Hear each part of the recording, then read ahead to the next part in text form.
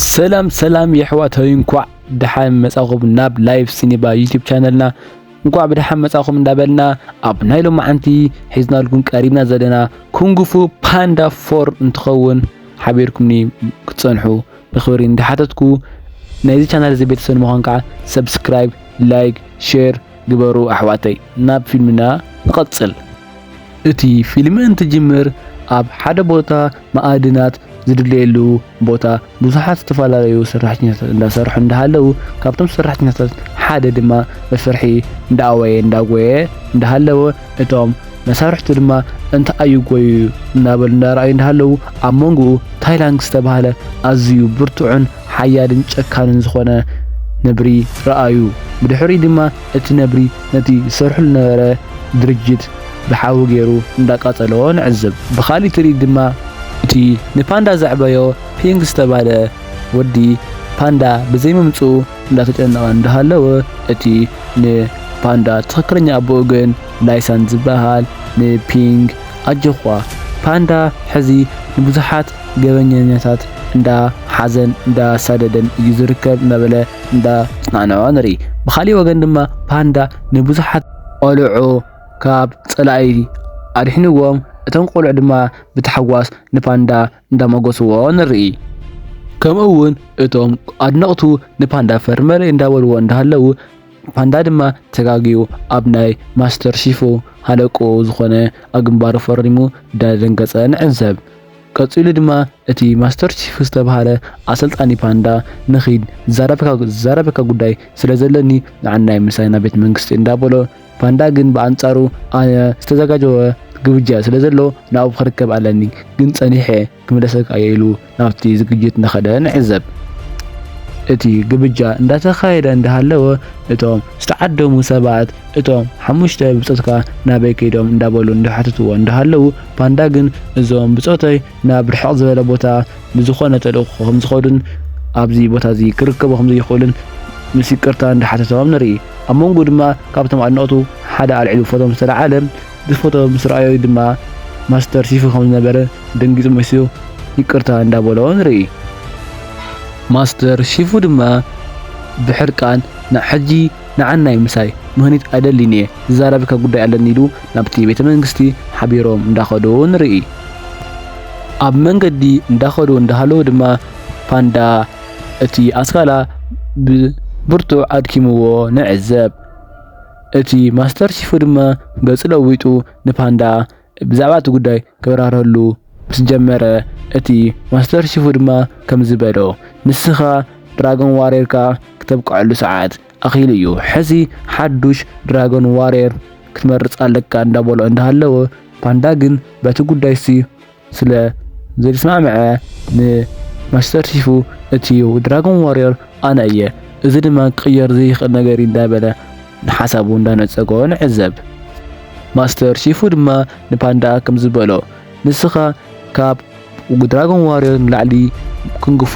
ማዕረግ ትወሃብ ኢኻ ስለዚ ሓዱሽ ድራጎን ዋሪየር ክትመርጽ ኣለካ ኣለበለዚያ ኣማራጺ ስለዘይብልና ክንገብሮ ግድን እዩ ስለዚ ጽባሕ ተዘጋጆ ሓዱሽ ድራጎን ዋሪየር ክመርጽና ኢልዎ እንዳኸደ ንዕዘብ ጽባሒቱ ድማ ኣብቲ ድራጎን ዋሪየር ዝመረጸሉ ቦታ ዝተፈላለዩ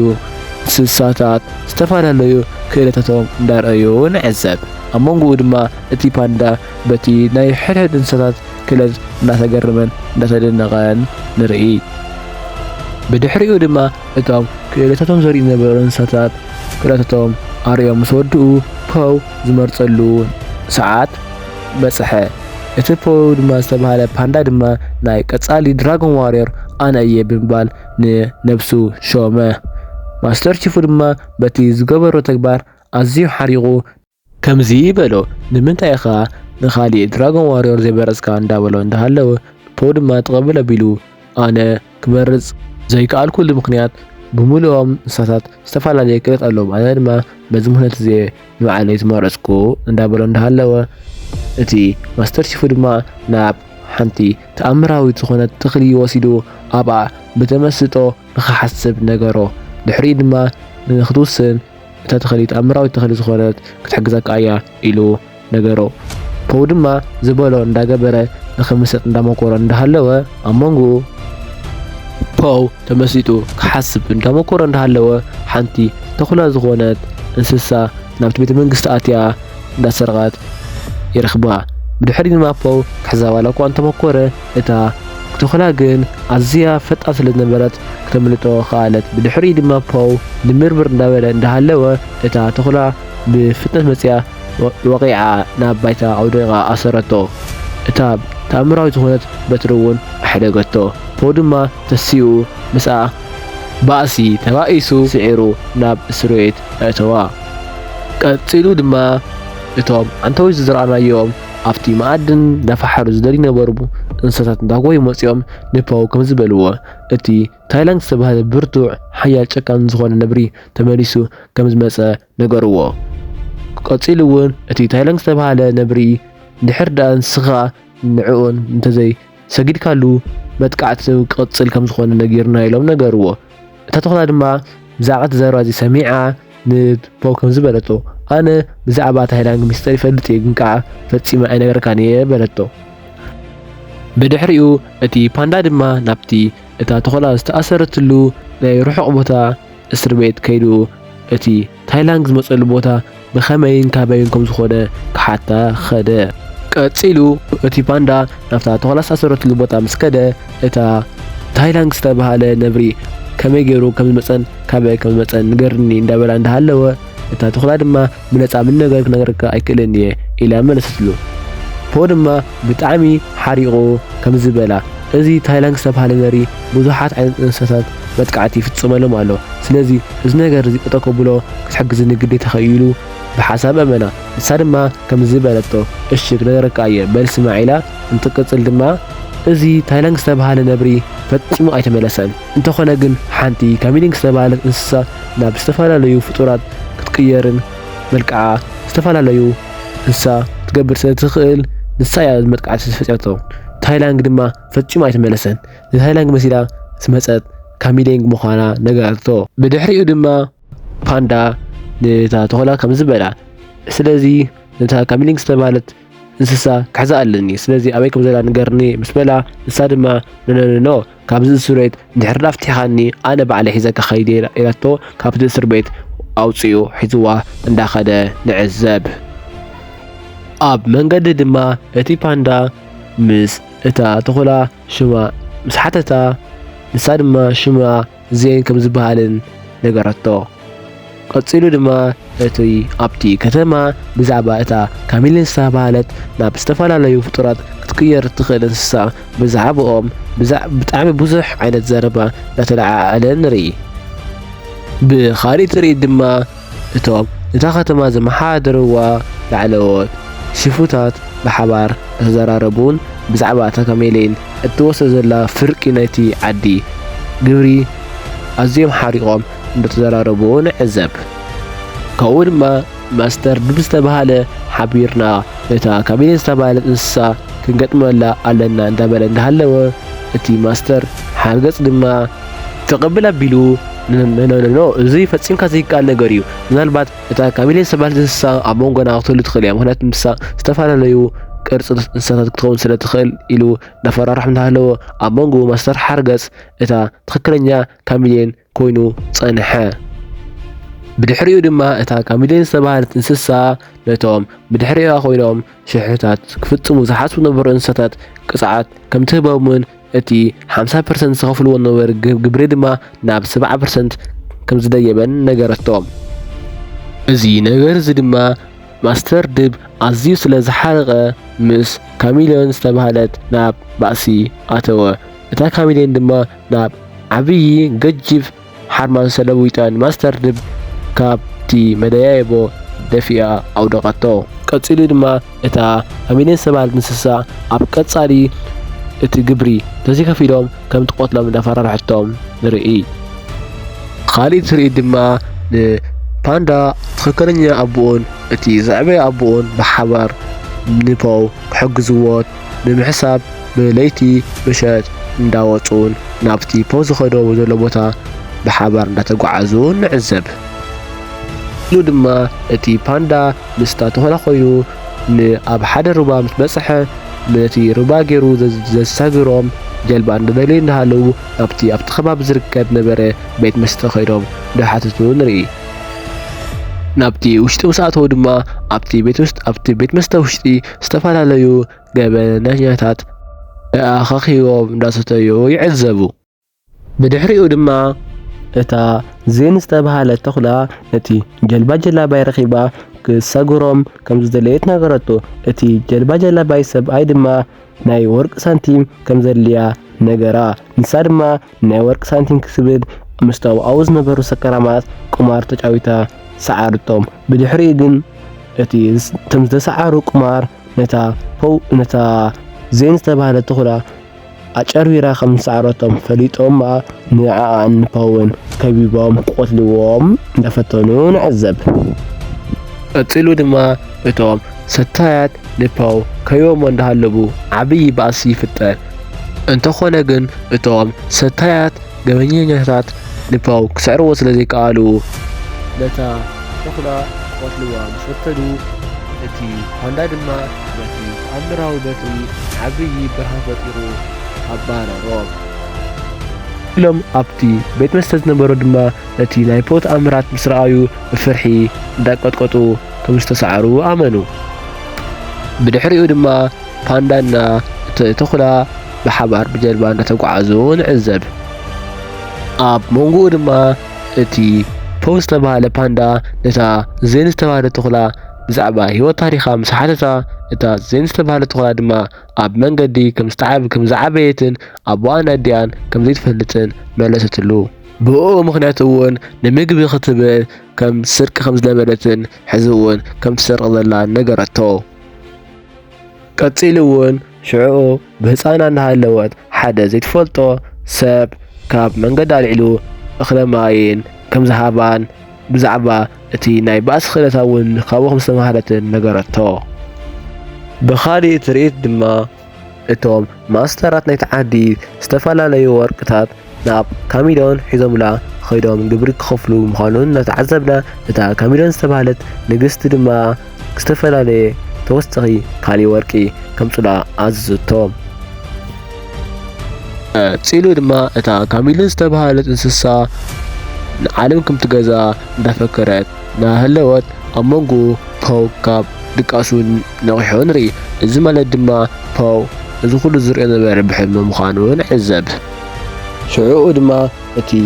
ፓው ዝተባሃለ ፓንዳ ንካሚሎን ክሕዛ ኣለኒ ኢሉ እንዳነገራ እንዳሃለወ እታ ተኹላ ድማ ንፓው ከናፍቲ ካሚሎን ዝትርከበሉ ከተማ ከም ዝበፅሖ ነገረቶ። ድሕሪኡ ድማ እታ ከተማ ምስ ረኣያ ፓው ኣዝዩ ተሓጒሱ ብዛዕባቲ ናይታ ከተማ ናይ ምግቢ ሽቶታት እውን ተሓጒሱ እንዳረኣና እንዳሃለና እታ ተኹላ ድማ ንፓው ከም ዝበለቶ ኣነ ኣብዚ ከተማ እዚ ብጣዕሚ እየ ተፈላጢ፣ እዚ ዝፍለጠሉ መንገዲ ግን ብሕማቕ ከም ዝነበረ ነገረቶ። እቲ መንገዲ እውን ብስትርቂ ኣብ ፈቆዶ ጎደናታት ፎቶኣ ከም ዝተለጠፈ ረኣየት። ድሕሪኡ ድማ ናይታ ከተማ ወታደራት ፓውን ነታ ተኹላ ክሕዝዎም እንዳጓየዎም ንዕዘብ። ኣብኡ ድማ እታ ተኹላ ኣብቲ ትሕቲ መሬት ዝርከብ ዋሻ ንፓው ሒዛቶ እንዳኣተወት ንርኢ። ቀፂሉ ድማ ኣብቲ ትሕቲ መሬት ዝርከብ ብዙሓት ዝተፈላለዩ ናይታ ከተማ ገበኛኛታት ዝትሕብኡላ ቦታ ምዃና ነገረቶ። ብኻሊእ ትርኢት ድማ እቲ ፒድ ዝተባሃለ ንፓንዳ ዘዕበዮን እቲ ትኽክለኛ ኣቦኡ ሰላንግ ዝተባሃለ ብሓባር ናብቲ ንፓንዳ ዝነበርዎ ቤት መስተ ምስ ኣተው እቶም ኣብቲ ቤት መስተ ዝነበሩ ኩሎም እንስሳታት ድማ ኣዝዮም ፈሪሖም ነቲ ፓንዳ ዝመስል ኣቦኡ ፈሪሖሞ ንዕዘብ። ካብኡ ቀፂሉ ድማ እቲ ፓው ዝተባሃለ ፓንዳ ምስታ ዜን ዝተባሃለት ተኹላ ኮይኖም ከመይ ገይሮም ነታ ካሚሎን ዝተባሃል ንግስቲ ከም ዘጥቅዕዋን ከመይ ገይሮም ናብ ካሊእ ዓለም ሰዲዶም ከም ዝኣስርዋን ተዘራረቡ ንዕዘብ። ብድሕሪኡ ድማ እታ ተኹላ ምስ ፓንዳ ኮይና ናብቲ ቤተ መንግስቲ ተሓቢኦም እንዳኣተው እንዳሃለቡ እቶም ነቲ ቤተ መንግስቲ ዝሕልዎ ናይታ ካሚሎን ዝተባሃለት ንግስቲ ኩሎም ደቂሶም እንዳሃለዎ ከይሓሰቦ እቲ ፓው ዝተባሃለ ፓንዳ ራት ኣምሪጥዎ ስጠረጠ እቶም ኣብዙን ዝሕሉ ነበሩ ዋርድያታት ከዓ ተሲኦም ከጓይዎም ጀመሩ። እታ ተኹላ ድማ ንፐው ሒዛቶ ኣብቲ ቤተ መንግስቲ ውሽጢ ኣትያ ከም ዝዓፀወቶ ንዕዘብ። እቲ ውሽጢ ቤተ መንግስቲ ምስ ኣተዉ ድማ እቲ ፓንዳ ኣብቲ ቤተ መንግስቲ ውሽጢ ነታ ካሚሊን ዝተባሃለት ንግስቲ እንዳዳልያ እንዳሃለወ ኣብ መንጎ ካብ በይመፅእ ዘይተባሃለ ወጥመድ ናብ ናይ ፐው ርእሲ ሸፈኖ። ብድሕሪኡ እቲ ፓንዳ ኣብ ወጥመድ ኣትዩ ምስ ተኣሰረ ነታ ምስኡ ዝነበረት ተኹላ ነታ ተኣምራዊት በትሪ ሂቡ እንኪ በዚ ኣጌርኪ ንካሚሊን ተሸኒፍያ ትኽእሊ ኢሉ ምስ ሃባ። ብዝሕዝን ኩነታት ግን እታ ተኹላ እታ ዝተቐበለቶ ተኣምራዊት በትሪ ተቐቢላ እታ ንግስቲ ካሚሊን ሃበታ። ካብ መጀመርቱ እውን እታ ተኹላ ንምስ ንግስቲ ካሚሊን ትሰርሕ ዝነበረት ይሕብረና። ፓንዳ ድማ በቲ ናይ ተኹላ ተግባር ኣዝዩ ሓሪቑ ካብቲ ዝተኣሰረሉ ሓፂን ክወፅእ እኳ ዋላ እንተፈተነ እቲ ሓፂን ኣዝዩ ብርቱዕ ስለ ዝነበረ ብመሬት ኣፍሪሱ ከምለጥ እንተዋላ እኳ እንተፈተነ ኣብ ትሕቲ መሬት ግን ብዙሓት ዝተፈላለዩ ናይ እታ ካሚሊን ዝተባሃለት ንግስቲ ሰራዊት ረኸቦም። ምስኡ ድማ ዓብይ ባእሲ ተፈጢሩን ተባኢሱ ዋላ እኳ ካብቲ ቤተ መንግስቲ ከምለጥ ከኣለ። ቀፂሉ ድማ እታ ካሚሊን ዝተባሃለት ንግስቲ መልክዓ ናብታ ተኹላ ተቐይራ ነቲ ፓንዳ ካብቲ ገደል ኣጽደፈቶ። እንተኾነ ግን እቲ ፓንዳ ካብቲ ዓብይ ቤተ መንግስቲ ዝተጸደፈ ኣብ ንእሽተይ ተኽሊ ተንጠልጢሉ እንዳሃለወ ንርኢ። እንተኾነ ግን ንፓንዳ ኣቦኡ ፒድ እንዳነፈረ መፂኡ ንፓንዳ ዋላ እኳ ኸርሕና ተፈተነ ኣዝዩ ገጅፍ ስለ ዝነበረ ፓንዳ ግን ከልዕሎ ስለ ዘይከኣለ ነቲ ትኽክለኛ ኣቦኡ ፀዊዑ ከድሕንዎ ከኣሉ። ብድሕሪኡ ድማ ፓንዳ በቲ ናይ ዜን ተኹላ ክሕደት ኣዝዩ ሓዚኑ እንዳሃለወ ክልቲኦም ኣቦታቱ ድማ ኣጆኻ ክሕደት ዘሎ እዩ፣ ስለዚ ተኣምራዊት በትርኻ ድማ ዝገበርካ ጌርካ ክተምልስ ኣለካ ኢሎም እንዳበራትዕዎ እንዳሃለዉ ንርኢ። ቀፂሉ ድማ እታ ካሚሊን ዝተባሃለት ንግስቲ ነቶም ካብ ካሊእ ዓለም ክተምፅኦም ዝሓሰበት ኩንጉፉ ማስተራት በታ ወርሒ ተጠቒማ ክተምፅኦም እንዳፈተነት እንዳሃለወት ኣብ መንጎኡ በቲ ናይ ተኣምራዊት በትሪ ጌራ ዓብይ ክቢ ሰሪሓ ንታይላንድ ኣምፀአቶ። ንታይላንድ ድማ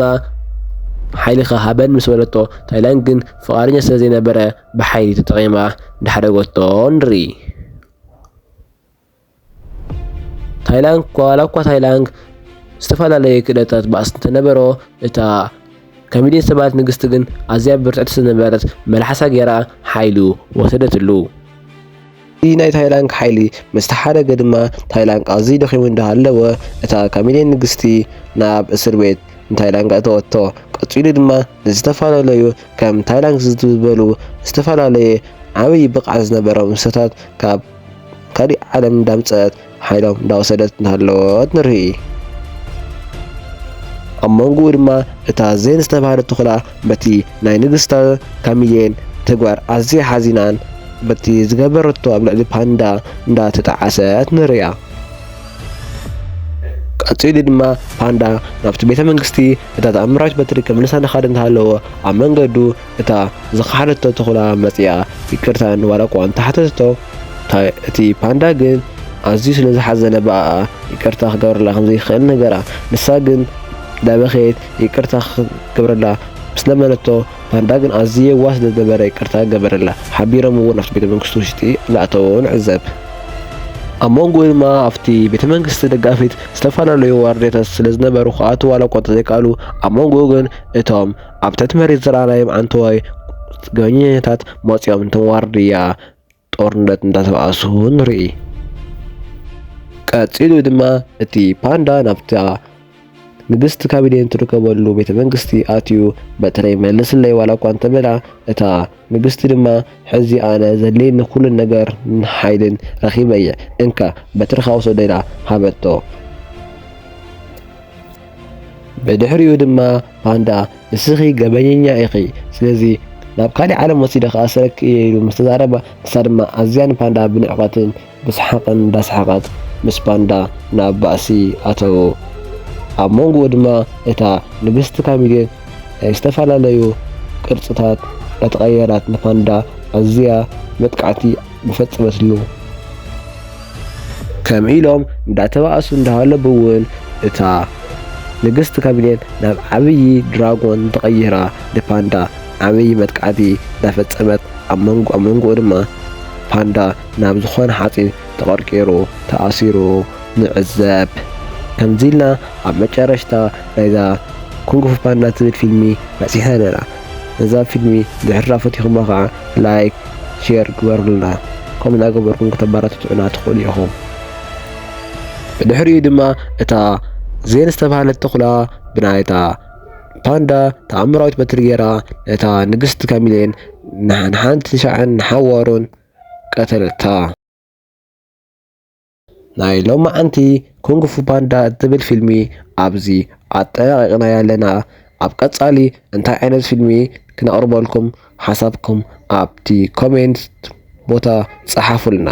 እስካዕ በዚ ምሳና ጠያኹም ስለተኸታተልኩምና እውን ኣዝያ እናመስገና ሓደራ ሰብስክራይብ ላይክ ምግባር ከይትረስዑ ይሕዋተይ እስካዕ ኣብ ቀጻሊ ቪድዮ ንረኸብ እውን ሰሰናዩ ንዓኹም